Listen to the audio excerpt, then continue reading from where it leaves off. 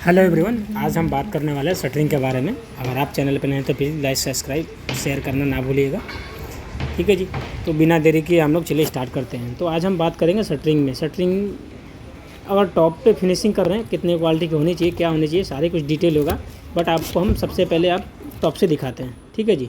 तो ये आपके सामने जो आप देख सकते हैं, जो स्लेब की शटरिंग हम लोग करवा चुका है, इसमें अभी ये प्रॉपर नहीं हुआ नहीं है, अभी शटरिंग करके बाकी है। इसको क्लीनिंग करेंगे, उसके बाद इसमें टेपिंग होगा, टेपिंग के बाद इसमें ऑयलिंग करेंगे।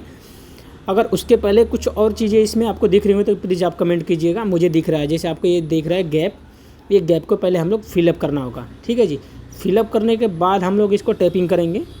तो ये चीज़ें आपको भी ध्यान देनी है, ये बहुत बड़ा मिस पॉइंट है। इससे क्या होता है कि जब आप स्लेब कास्टिंग करते हैं, टेपिंग नहीं किए हैं, ये जो इसकी नॉर्मली गाबड़ी बोलते हैं, गाबड़ी फिलअप नहीं किए हैं, जो गैप है, अगर मान लीजिए 2-3 mm से ज़्यादा है तो दिक्कतें हैं। ठीक है जी। नहीं करेंगे तो आपकी कंक्रीट डाल रहे हैं, नीचे वेस्टेज में चला जाएगा। तो ये बहुत बड़ा प्लस पॉइंट है, इसको आपको हर आदमी को, जो भी आप देख रहे हैं वीडियो, उनको ज़रूरी है। ठीक है जी। तो आप गाबड़ी ज़रूर देखें छत में। बॉटम से भी आपको जाकर देखना चाहिए कि कहीं, अगर मेन इसका रीज़न है, अगर टॉप से आपको नहीं दिख रहा है तो आप नीचे बॉटम में जाइए। बॉटम में जाके आपको देखेंगे तो सारी लाइटें ऊपर में, मतलब आसमान की लाइटें दिखती हैं तो क्लियर हो जाता है। उसमें शटरिंग वाला का इन्फॉर्म करिए, वो सारा आपका क्लियर करेगा। ठीक है जी। तो ये स्टील बाइंडिंग से पहले सारा कुछ आपको देखना पड़ता है, आप बाद में देखेंगे आप कुछ नहीं कर सकते। ठीक है जी। ये आप देख सकते हैं, अभी हम लोग का एक नया स्ट्रक्चर और रेडी हो चुका है। वो थोड़ा सा दूरी पे है बट हम कोशिश कर रहे हैं आपको दिखाने की। ठीक है जी। ये नेक्स्ट वाले बिल्डिंग में स्टार्ट हो रहा है बट उसमें हम जा नहीं पाए क्योंकि इसमें स्टेयर का शटरिंग नहीं हुआ था। ठीक है जी। इसकी वजह से हम सोचे कि हम इस पर ही दिखा देते हैं। आप देख सकते हैं प्रॉप्स, जैक्स, कितनी बड़ी स्ट्रक्चर चल रहा है हमारे यहाँ। तो ये सब चीज़ें ध्यान देने वाली बातें हैं।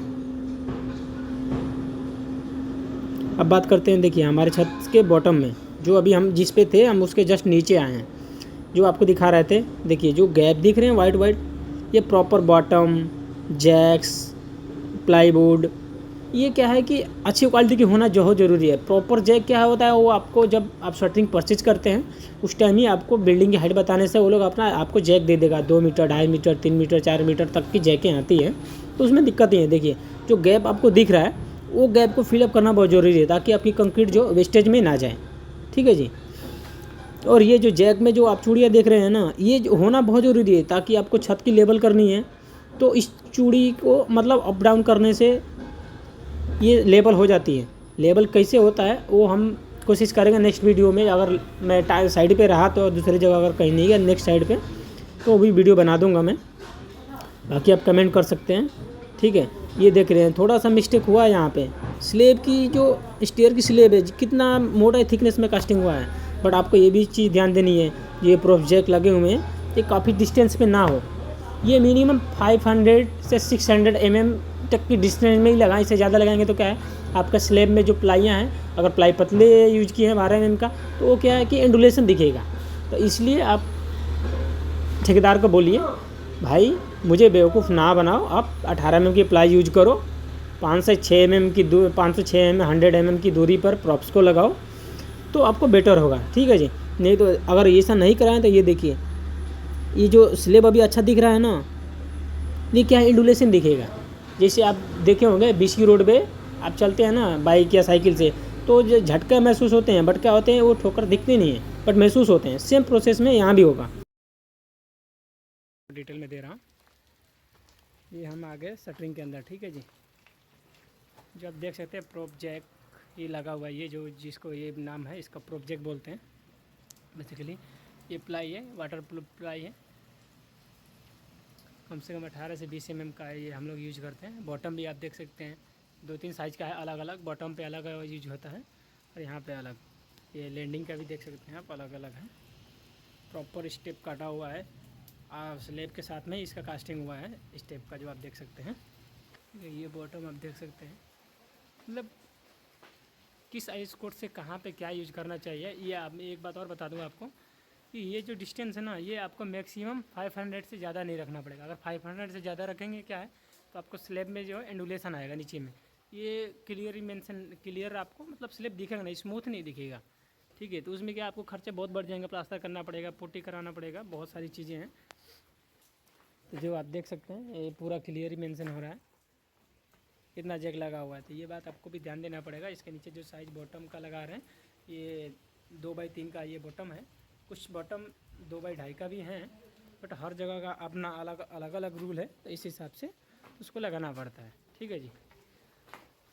एक जैक, प्रॉपर जैक अगर बात करें तो 2 मीटर की भी आते हैं, 2.5 की आती है, 3 की भी आती है। वो आपका डिपेंड करता है कि आपको बिल्डिंग की हाइट क्या है। ठीक है। तो शटरिंग वाला उस हिसाब से अपना शटरिंग करता है।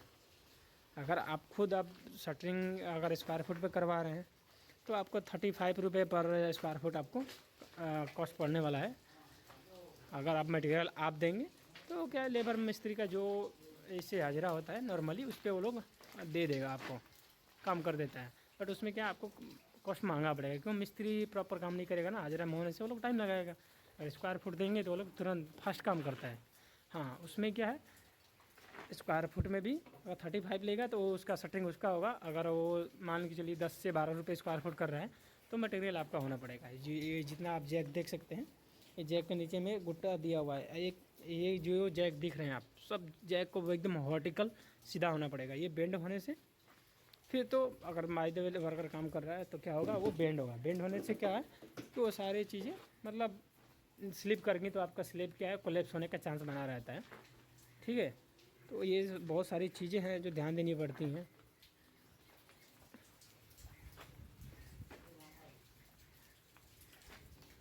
अगर आप भी घर बनवा रहे हैं तो ये बात, अगर घर आपका डल रहा है तो ये पहले आप चेक कर लीजिए कि 500 से ज़्यादा नहीं होना चाहिए। अगर बड़ा स्पान है तो, छोटा स्पान है तो 600-700 भी चलेगा, बट लंबा स्पान है तो ये 500 से ज़्यादा नहीं होना चाहिए। जितना एक्स्ट्रा जैक होगा, जितना पास में होगा, तो आपका स्लैब एंडुलेशन होने का चांस क्या है कि नहीं रहता है उसमें।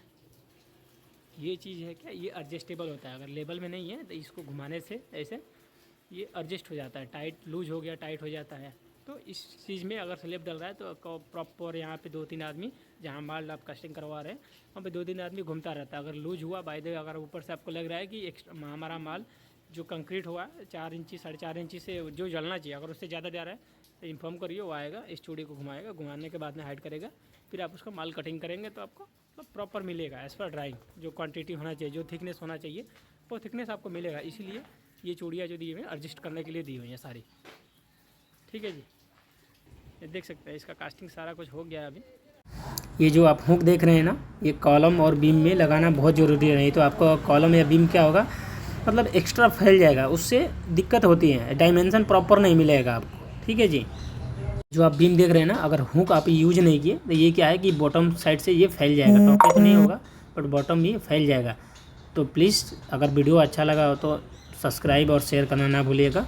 तो फिर हम मिलते हैं आपको नेक्स्ट वीडियो में। So thank you.